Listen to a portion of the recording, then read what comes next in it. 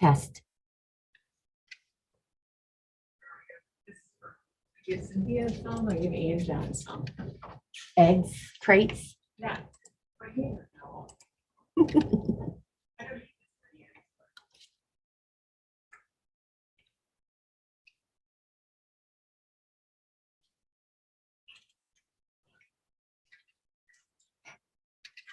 Yes, yay.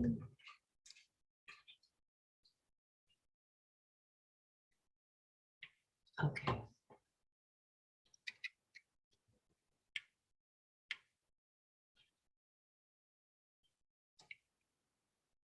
Perfect.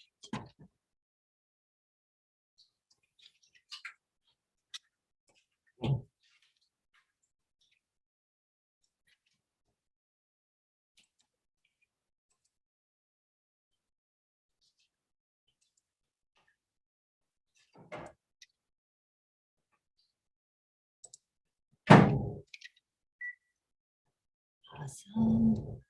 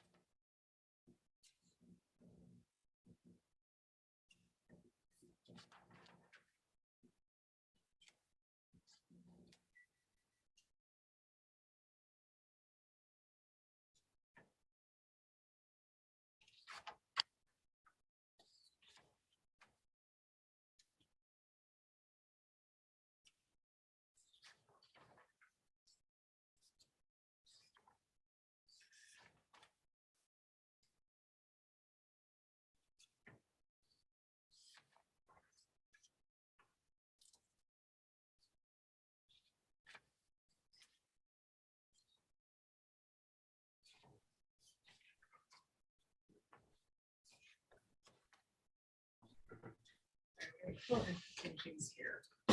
This is not signed and it's got white outs. I don't know if I'm cool or not. So that was from 2/17/21. Yeah, so we're gonna do something on that. Okay, everything else. This one was interesting only because it's going to a bank. So, Instead of, well, again, have they worked through the bank rep? You know, Okay. I don't know if the bank, what they do with banks, but okay, it's the first time I've seen it go directly to a to a bank. bank, okay. I'll put question. Unless it's already been repoed.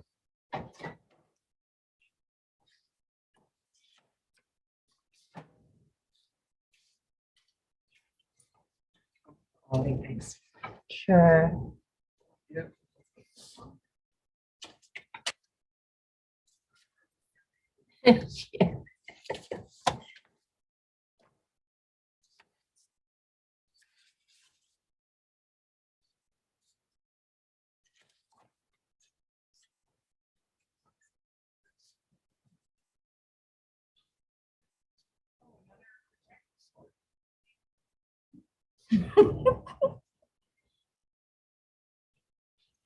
Is this right?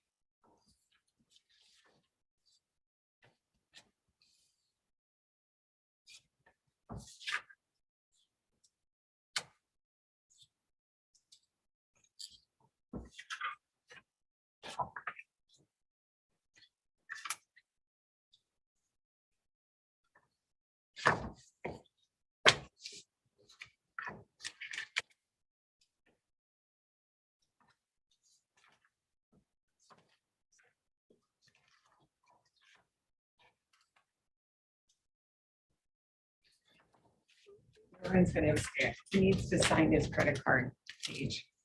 You know, Poor Ryan, he's getting beat up by you. Yeah.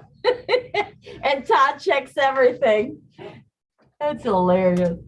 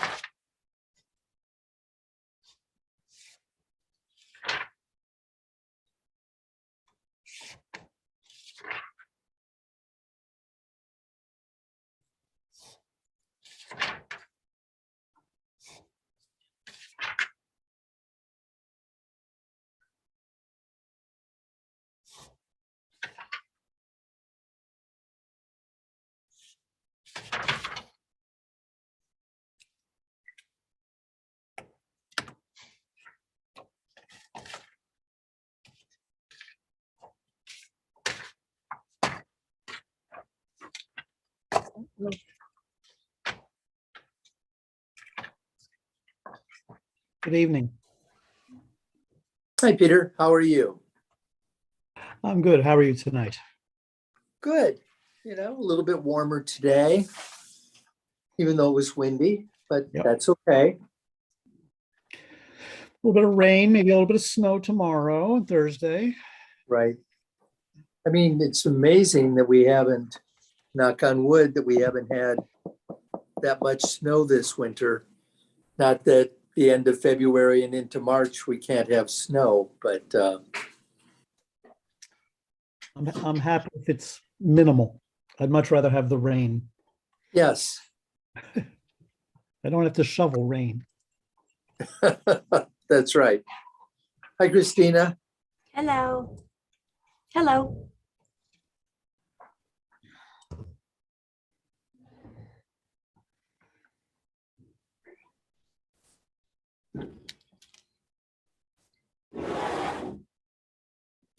Happy Tuesday. Happy Tuesday.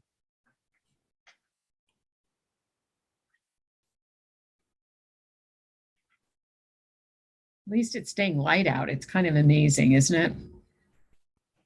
You forget how much you like having a little lighter. Absolutely. Yeah, Linda and I were commenting on that, and it's like just amazing, at this time of day, it's still light, and it's even light, somewhat light at 6 o'clock. It's like, this is good. We are moving in the right direction. You This is know a it. very good thing.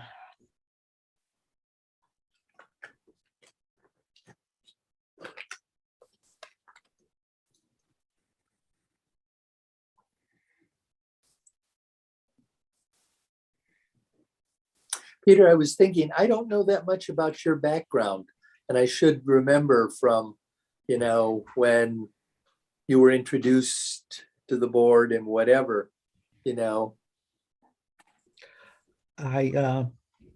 I've been kicking around for a long time, but this is my been here almost, I guess, a couple of years now. Because I started in 2019 in the spring. So I guess coming up on 3 years. I've been working for health systems and managed care companies and some FQHCs and doing some consulting over the last, these many decades. So, I've been with not-for-profits. I've been with publicly traded big insurance companies. A lot of my work has been in the world of quality improvement, strategic planning, things around accreditation, data, internal process improvements, things like that. So it was really nice to have the opportunity to bring that experience into an organization where it aligns really well with my values and my sense of purpose. So I'm really very happy that I was able to make the shift that Dr. Martell was willing to give me the opportunity to make that shift. So it's been quite the learning curve, but it's been really interesting. So. Yeah. What were your favorite things out of the portfolio you just mentioned to do? I actually just like the I-plan process or strategic planning processes, I like working with how do you take information and data, tell it and translate it to use it to tell stories to help people make better decisions and do better work. And so sort of wherever I'm able to sort of try to do those bridging things, that's where I tend to be happiest, sort of in those spaces, in those in-between spaces is kind of it. And when you see people come together and see a different way to look at something or to come up with a different solution, that's always great. So when I can contribute to that, I'm a happy camper. Very cool. Very cool. I apologize for my canine. No, from my standpoint, no apologies needed. We are dog people. His timing is sometimes impeccable, but They always are. What kind of dog is he? Loud, high strung. He is, he's certainly a mix. He's got some spaniel. He's got, what have you got in you? Some people have said his head is shaped kind of like a Chihuahua. His markings are kind of like a King Charles Spaniel. He's about 20 pounds, so he's smallish, Okay. but he's very protective. Unless you give him We're belly so rub, threatening on that Zoom meeting, aren't we? Yes. Isn't that funny? My office here is in the front of the house, and so he can watch what's going on out on the street. And so he sometimes gets very exercised about that. So we'll see.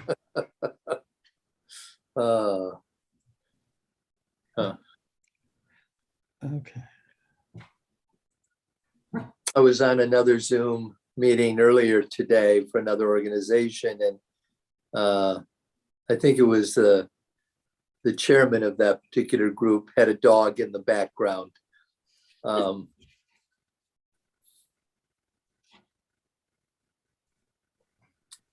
If he weren't so insistent when he starts barking, it would be nice. You know, one or two barks are just fine, but it's Are just that- fine, but yeah, the smaller the dog, the more the barks, I think. So that's the adage, at least. Yeah. yeah. I've had a larger dog, and he seemed to be much more mellow about that stuff. One bark, and he was kind of done. Uh-huh. So, you have dogs now? Now, right now, ever since we had a black lab for about 16 years, and since she passed away, we haven't, for various reasons, whether it was travel out to Massachusetts where family is, you know, we haven't chosen to have another dog, but we have a grand dog out in Massachusetts. Along with our grandchildren. So, you know, so Nala is an absolute delight when we are out there, and then we can indulge our canine, you know, love at that point. That sounds good. We're in Massachusetts, if I may ask. North of Boston, near Andover, Sure. place called Middleton, Massachusetts, which is just south of Andover. So go ahead. No, I was going to say, I for graduate school, I was at Boston University. So I have family in Massachusetts. It's one of my alternate home areas. So right. It's where I went Dr. Williams. where I went to graduate school also, you know, so it's a good place. Yes, it is. Good evening, Dr. Williams. Greetings. Meeting, Alan. Greetings. There was a story today that was kind of, on the radio, you're driving in, and I was listening, it was, I think Bruce Springsteen, they had a clip from him, and he said he was in California doing a concert in his early, days. And this guy said to him, "Oh, where are you from?" He said, "New Jersey." He said, "What is that?" Not where is it? What is that? What is that? Blame, figure out the Californians to, give them a hard time. But How many of New Jersey could fit in California? I don't know. In terms of square miles, a whole lot of them. In terms of New Jersey is a very highly concentrated. Concentrated. Yep. That's where I was born and bred. I'm a New Jersey boy. So where are you, Peter? What part? I mean, I know we've never really. So I Trenton, right in the central part of the state. Okay. So went to high school in Princeton. We have a little place now that we rent down in Cape May in the southern tip of New Jersey. So that's our getaway when we can. I always laugh. My mom was from Teaneck. Oh, okay. So she was from Teaneck, and then my We always laugh. My dad was from Wisconsin, I mean, that was like, she used to say, they think they know everything in that state. We'd go to the Wisconsin State Fair. It was going to the Mecca. He was from out of West Allis, so Milwaukee. Ah, Yeah. So there was a lot of how they end up in the Midwest and how neither of them thought they'd end up in Chicago, as they say. I nearly When I took a first- job in Morristown, New Jersey. But It's nice up there. It's nice in that area. right, but that's where I experienced the density of things in comparison, to Rockford. Yeah. Like, whoa. It was amazing. Yeah, it's pretty different. Yeah, very different, very different. But So do we know if Pat Lewis is going to be able to join us or if she's been delayed? I've texted her and phone, but I'm not getting through. So I know she knows the meeting's taking place because she was kind of excited about it. Hi, Dr. Williams. How are you doing today? Oh, he's got another phone on.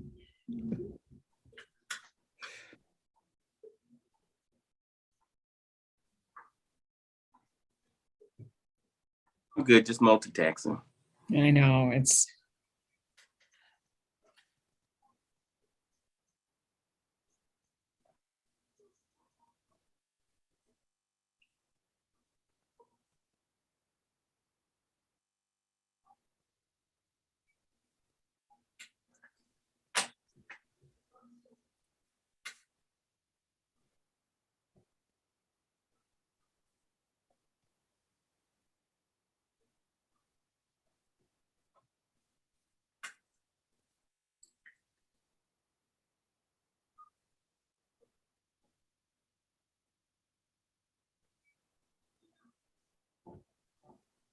Yeah.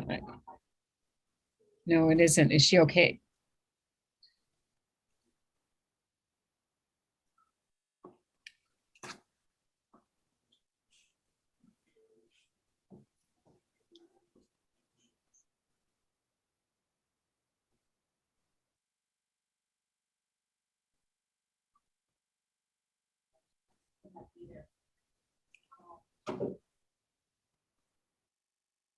Is she on the other link by chance?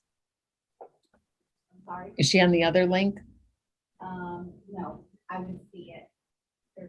She's only got that link because there wasn't a policy of personnel last week. So she only got the policy of personnel. Well, I guess we could start, as they say, start our engines, start our meeting. Our quorum is 2 out of 3, so you're good to go. Oh, okay. I'll move to approve the agenda. I'll second that. All those in favor? Aye.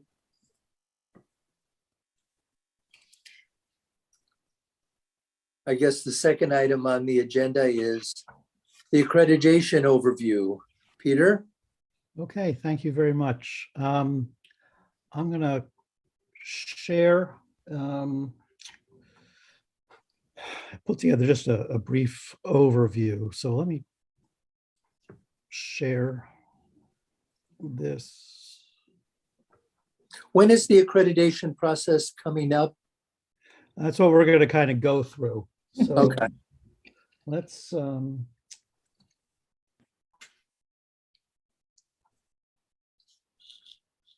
okay. Are you seeing the FAB accreditation full screen? No. No, No. Okay. Are you seeing anything at this point? yeah, we see the Yeah. FAB reaccreditation, but we can see the PowerPoint slides over in the left Okay. So column. okay. You just need to go to Yeah. slideshow. If, Go to if- slideshow and present. Yeah, it's switched, when it went to slideshow, it opened on my other monitor. So I'm going to stop sharing and see if I can grab the full visual. All right, I'm going to stop, and now I'm going to see if this. All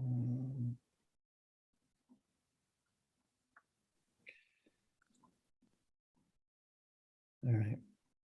Ah, Am I now success. seeing it?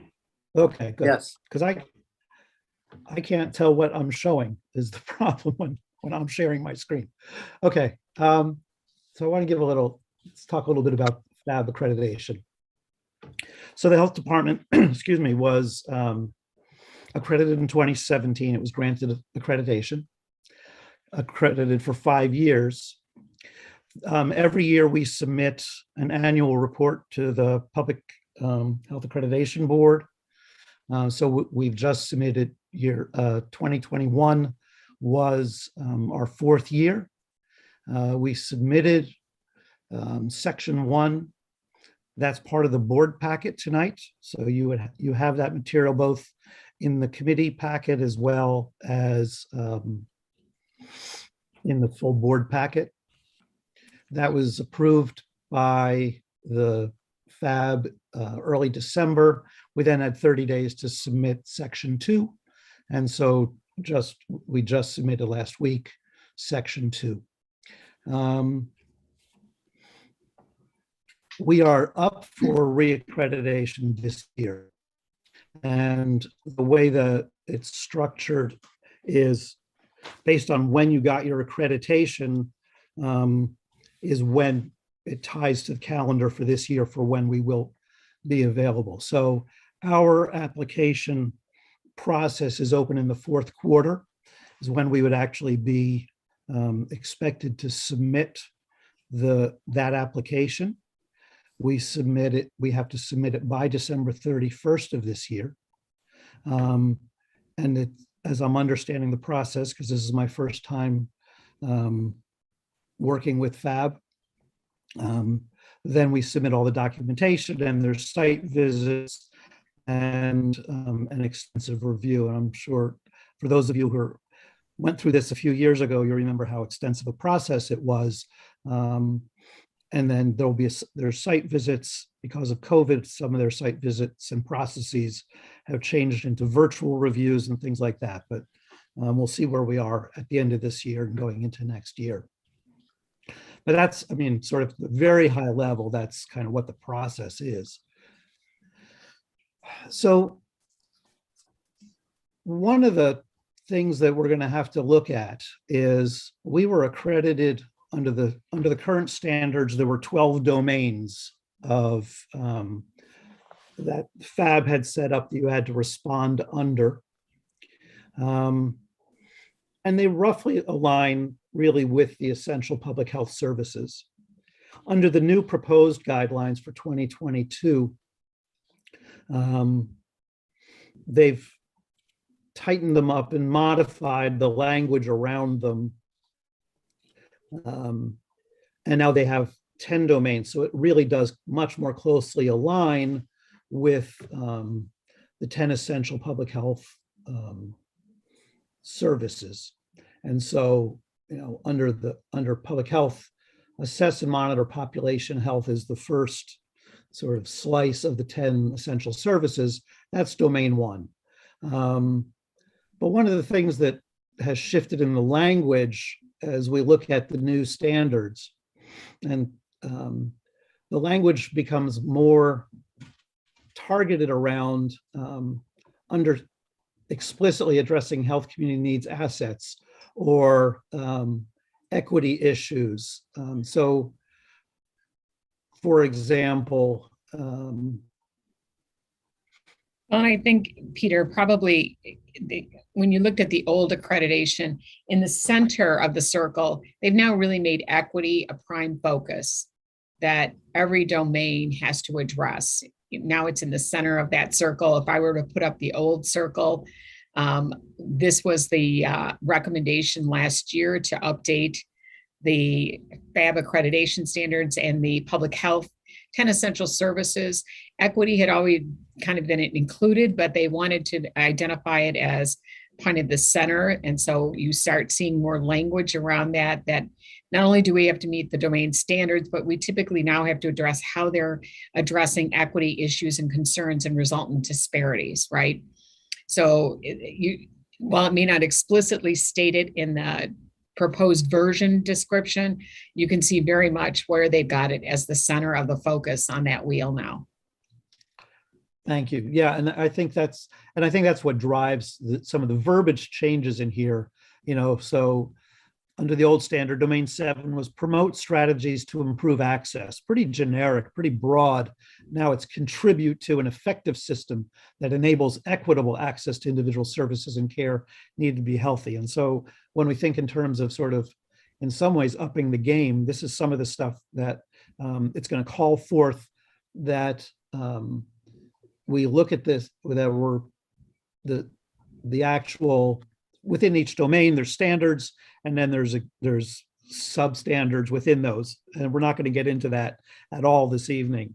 One of the things that we do need to look at, though, is because these 22 standards are just coming into effect for this year, we do have the option as a health plan, as a health department, which standards we're going to use. But this sort of shows how they combine, and what were part 11 and 12 were about administrative and management capacity and governance, is really kind of rolled up, I think, within 10 about just overall a strong organizational infrastructure. So it's not like these things go away as considerations. So as far as kind of where we are right now, we're really kind of early in the process. Next week, there's a webinar really designed for health departments that are looking at reaccreditation this year, and they'll be formally presenting them and kind of show kind of what the differences are in more depth and talk about that. And then we're going to have to make a decision. And I would hope that within a week or I don't know, Dr. Martell, but I would think that probably within a week or 10 days after that, we should be able to have gone through that process to at least have a recommendation of what standards we'd want to use. You're familiar that we're within our strategic work groups that meet every 2 weeks in the health department. One of the groups is specifically focused on reaccreditation. And so we have a sort of a group of people who will be helping throughout the year with the process to help identify and collect documentation. When we get into the actual standards, they call for very specific examples of how you're meeting the standards. And sometimes it's documentation, and sometimes we write narratives. But so there's a focus group of staff who will be supporting this effort throughout the year. I think sort of as we build out the process over the next month, really kind of get in depth into what those requirements are, identify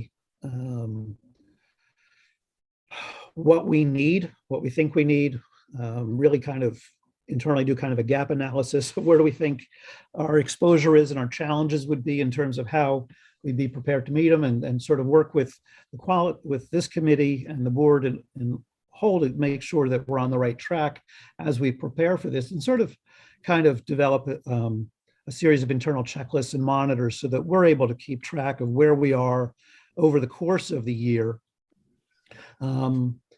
There are places where there are narratives that need to be written, and so we'll need to sort of have a pretty extensive work plan for how we're going to make sure those things get written, that they're written consistently, that we write and speak with one voice and things like that. And so while there may be subject matter experts throughout the organization who can help us address and explain how we're meeting some of these standards or what we're doing, we want to make sure that what we pull together by the end of the year is a really unified and thematic and consistently told story so that our reaccreditation process kind of goes forward as smoothly as possible.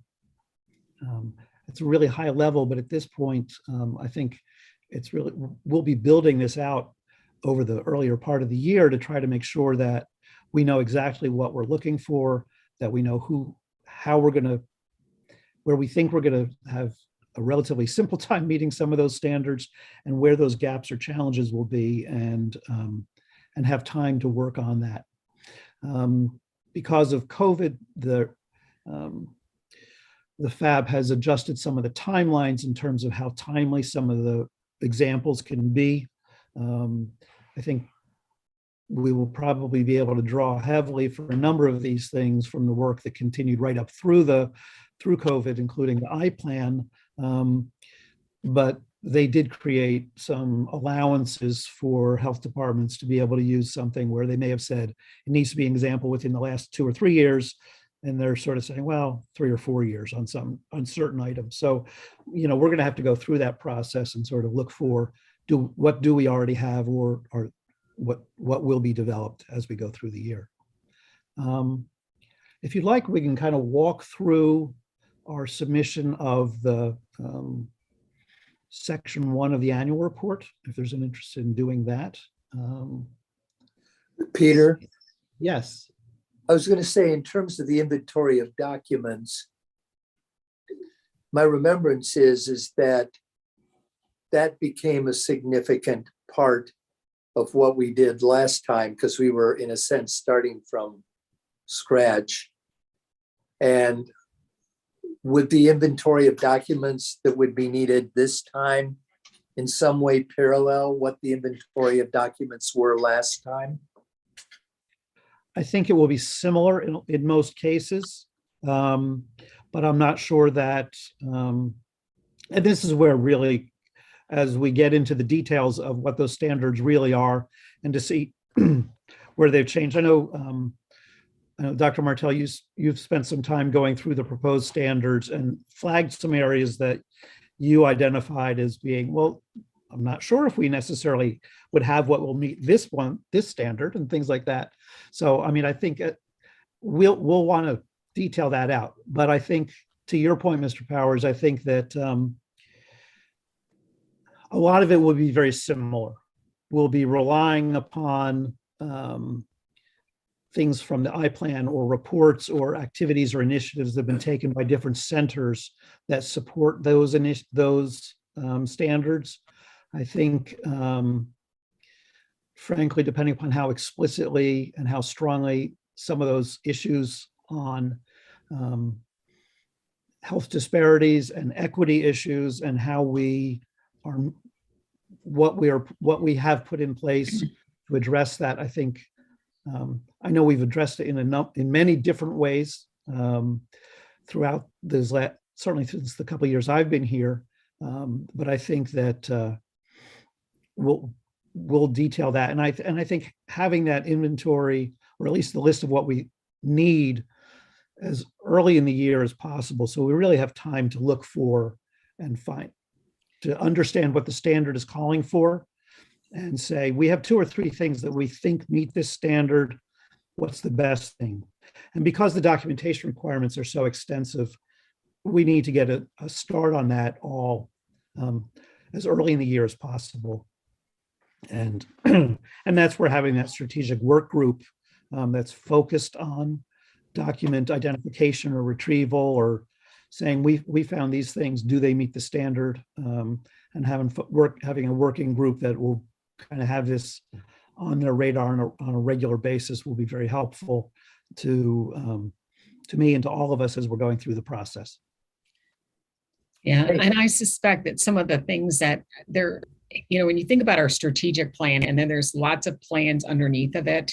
So you think about underneath the strategic plan overall for the organization comes the I-Plan, right, which is your community health improvement, community health assessment. You have your workforce development plan. So Charlotte and that group has been working on updating the workforce development plan. We just did our core competency assessment, where I think we'll have some challenges or maybe some weaknesses. Continue to be that application of that performance management through the Public Health Foundation, which, it wouldn't surprise me during a pandemic. We got a good start, but let's face it, 2 years, you're kind of like that, a little on the hold. We also then have our emergency operations plan sits under that. So that's a big one when you look at, forget which domain that is off the top. I think it's 6, maybe 5 and 6. So believe it or not, despite the fact you've been in response, it seems like forever, those are those underlying plans that typically they want to see are in there. Domain 5 has a whole section on the emergency operations plan. I think domain 6 we should be pretty good in terms of, because we really never stopped on our regulatory. But interestingly enough, when you look at 8, it's not just sufficient to have a competent workforce. Now we've got to support a diverse and skilled public health workforce. So, how are we addressing that? Do our county policies really help us recruit and retain the best talent? Typically, it's looking at some of that. How do we get the messaging out? So those are areas where that we're going to struggle a little bit, right? I mean, I would think that if I read through some of this, I can pretty much guess where we're going to have some gaps. But, other things have occurred on a regular basis. So I think, again, you have to submit the fact that you've done your updated community health improvement plan. That's kind of that baseline kind of thing that you need to do. You've looked at your strategic plan. That group, we've got ongoing work on that area. But again, I think it's, as we know, it's continuous quality improvement. Remember, that's the whole basis and foundation for this.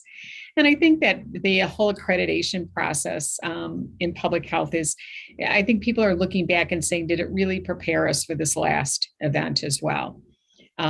And interestingly enough, the same group that reviewed this was not in response. So I think that there's, they're going through their continuous quality improvement, I'm going to say, of iterations. And does this really, if you met this, were you able to mount an appropriate response, right? And so that will be another interesting kind of challenge. So I think when looking at the, proposed version, you certainly want to show yourself moving into the future, right? Because I think we all agree that we always had equity as part of our, strategic plan or health improvement plans. And now it just kind of calls it out in different kinds of ways. And I think that, it'll be interesting to see how we move through, but I think we're geared up. Everyone knows we're kind of in the next, I haven't heard anyone say that let's not do this. And so gearing up for another challenge, as we say, kind of like, I think it's, as we've said before, kind of a source of pride. It's also a source of people being able to learn about other, as this time we're structured a little bit differently on the, it's not in the hands of a couple. It's for other people in our department to tell us, they learn about the programs. I mean, if nothing else, organizing around a strategic plan, when you come back from having a group, go to another group and find out what they're doing. They said, I had no idea we did such and such, or that they do such that we're responsible for. And so I think that's, there's a benefit, as we say, to the process itself, not just the outcome. Good. And to Peter's point, pretty much the annual report is in there. And again, probably the highlight is, I would say probably, you talk about changes in your FTEs, and it kind of blows your mind. Again, we went through some changes in FTEs related to the contact tracers coming on board at that time. The beginning phases, we had new Board of Health members. And so that was it's kind of a nice look back to say what happened in the past year that went on.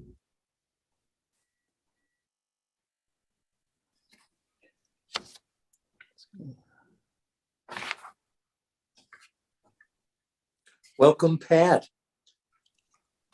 How's everything? We're glad to see you. I'm so sorry. You guys will not believe this. I fell asleep.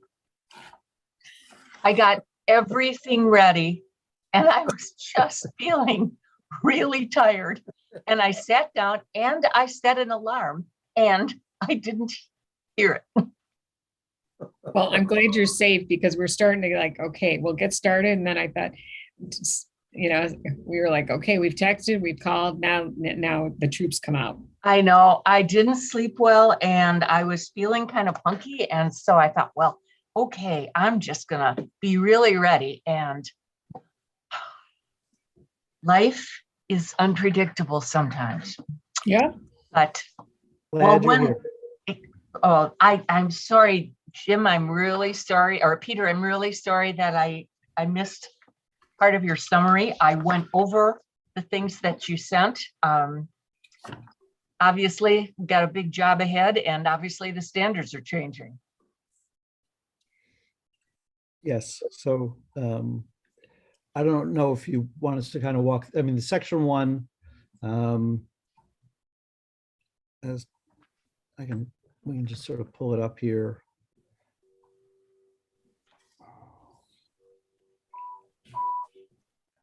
Let's see. Are you seeing the annual report, section one?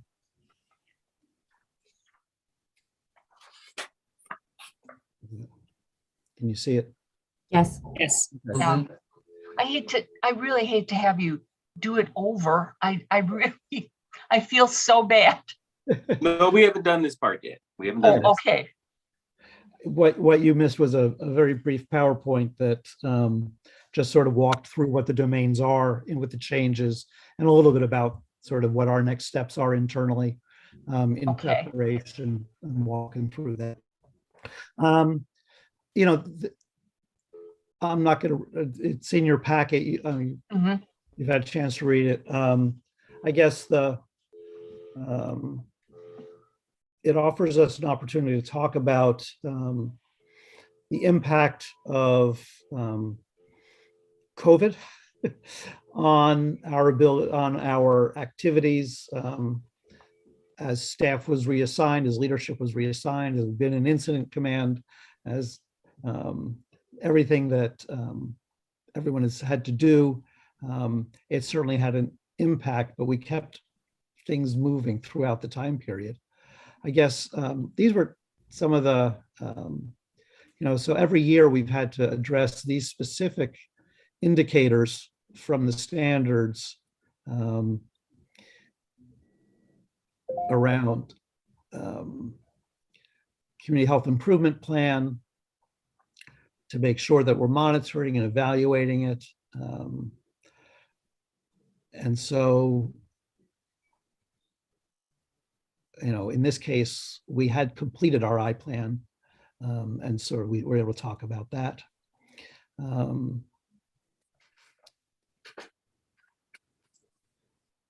Communications with the public and with other agencies were one of the other areas that were called out specifically in the initial evaluation and accreditation.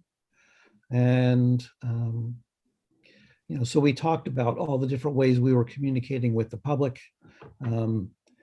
particularly around enforcement issues. A lot of that had to do with restaurants and violations and compliance with the executive orders.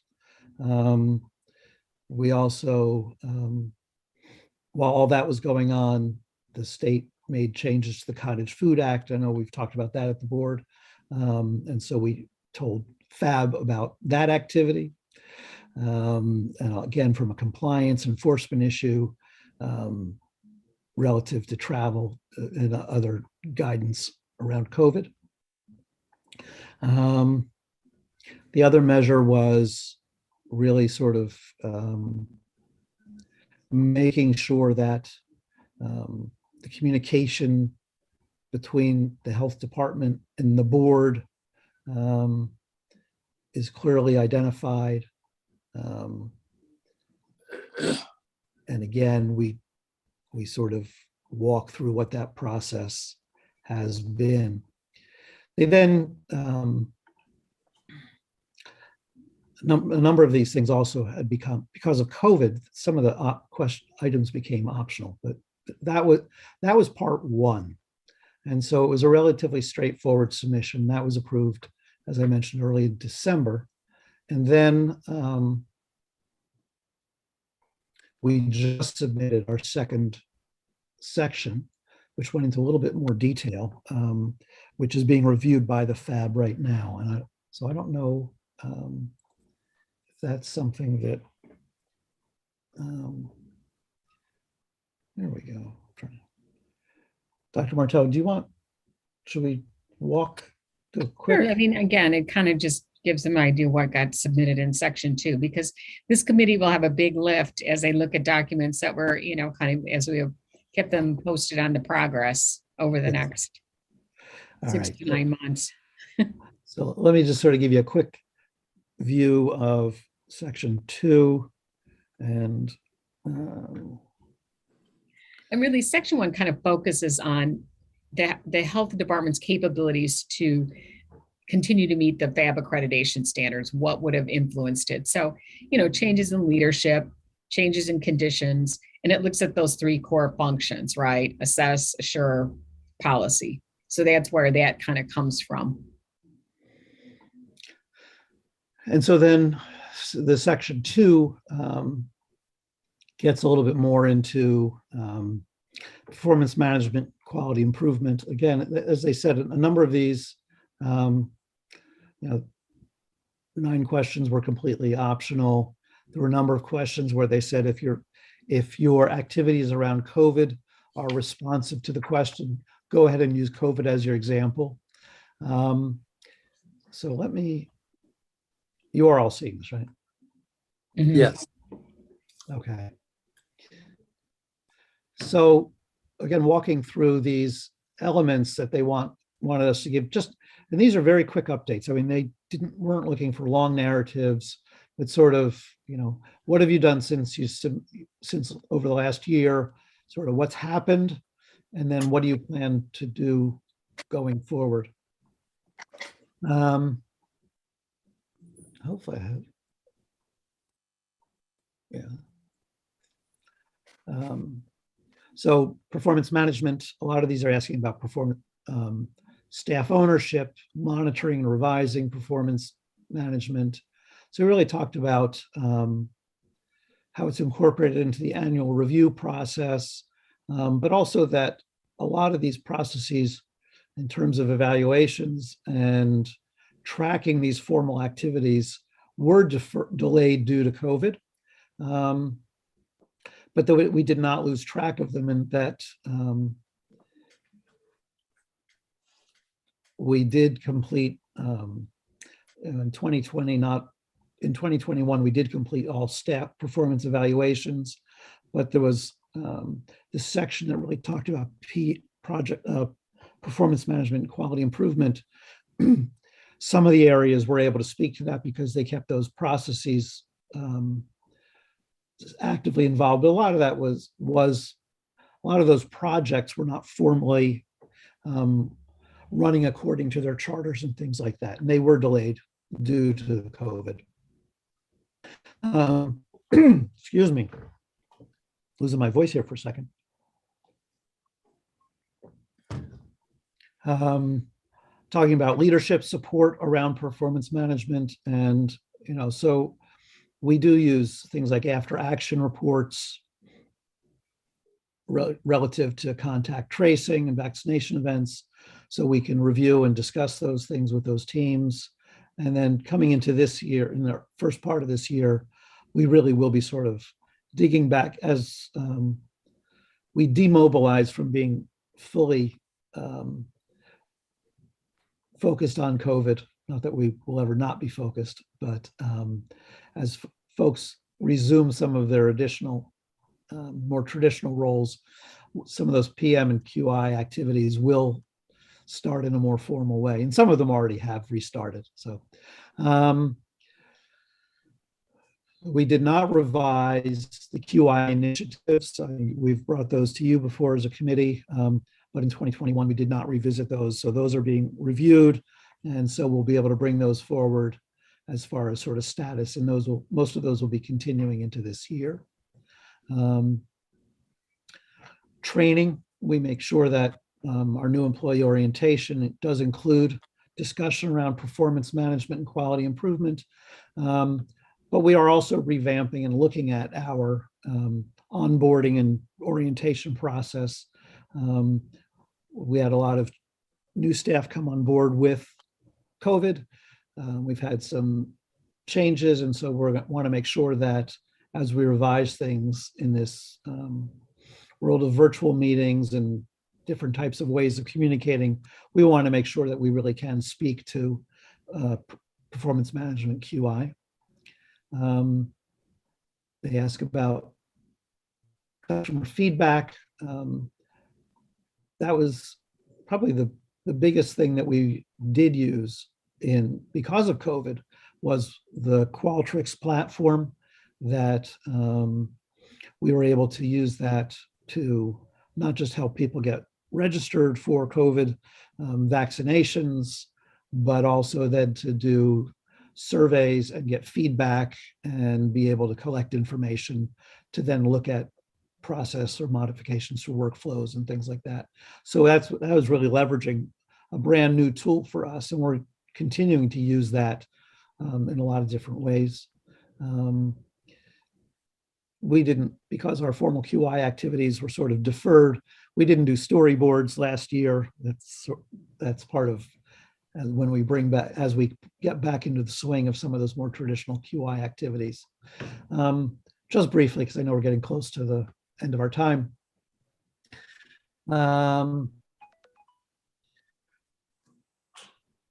As far as how departments and the centers link to performance management, we tie PMQI through the strategic plan, the I plan, the departments. Center directors are responsible for those goals, and we do monitor those things. One of the nice things is this process also supports interdepartmental or cross-functional integration. So when environmental health and personal health services work together around lead exposure, or environmental health and health protection work at food-borne investigations and outbreaks. So we look to do that. The other piece that I just want to call out is they do ask about sharing your work and how you provide support to other departments, how you share it with other organizations. And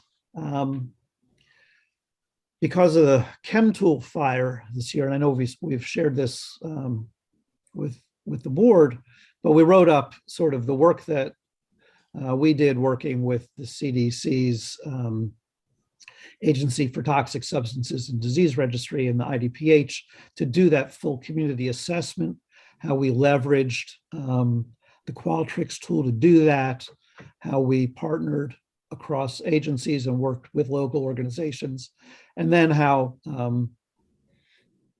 that's been written up in terms of a mortality morbidity weekly article that discussed it, and that article has been also submitted for publication. So that was something that we wanted to highlight for the accrediting board. And I think, we'll send this part 2 out as part of the next packet. By that time, we should have received approval from the FAB of that part 2, and we'll send that out to you. Any questions? Sorry, I know you hadn't had a chance to review this piece yet, but just wanted to give you an overview of it. What do you see as what you need from us as a committee as we move this along? Did you already cover this? We touched on it. I guess what I would really say is over the next really 4 to 8 weeks, I think building out how are we going to track our preparation for accreditation, what kind of checklist, what kind of monitoring, what kinds of issues can we identify, and getting your feedback around that as far as making sure that we are preparing for this in a way that you feel will meet requirements, and that feedback will be really helpful. I think I'd like to try to develop some good monitoring tools that can be used both with the board, but also internally with our own staff, so people can sort of see our progress. Not something as simple as a like United Way thermometer of we're 20% of the way there, but really some kind of way to really indicate progress so people can see as we are working our way through this. It is a year-long exercise and effort, and I think having your support and guidance through that process will be really important. And as I said, I think we'll be probably asking, you know, again, having regular quality meetings now, kind of from here out. Yeah. So that you can put it on your calendars, and we'll make sure Christina gets it on the calendars. Even if it's just to provide you with an update or, well, and Peter did the overview earlier, and this site visit will not be, we understand from, you know, that is not as extensive as the first site visit. And also there are modifications made because of COVID. They are doing much more remote work, which is appropriate, right? In general, they should be able to look at that. So as I said, we have some areas where we know we've really been able to keep up and maintain despite responding. In fact, some of our response activities will feed very well into what was done. And then there are other areas, like I said, it's I'm going to call it the routine maintenance of plans and things that we're going to be making sure we get back into speed on. It's kind of that, and I know that we've got some key leader, as Peter said, we have the reaccreditation group, the workforce development group. Charlotte leads that initiative with that team and work group. So they're working to get us up to speed and back on and updating and revising is really the key word here. So that we're moving on that. And again, with that focus now on how do we create and how do we recruit, retain, you know, and create a diverse workforce reflective of profession as well as culture and race and ethnicity across our groups so that we're reflective of our population. So it's as we said, it's a process. We also like the end goal, but it's a process. Okay. Then when we come to the quality committee report in the meeting tonight, you're going to just do a little overview of the process of reaccreditation. Is that right, Peter? That was what I was going to do, just to give a quick overview of that process. Okay. Sounds good. Okay. Anything further? Nope. Nope, we're good. Okay. Well, we can then adjourn this meeting. Is there a motion to adjourn? So moved. Second? Second. All in favor? Aye. Okay, thank you. Then we'll see everybody at 6:30. All right. Thank you Okay. very much. Thank you. Thank you.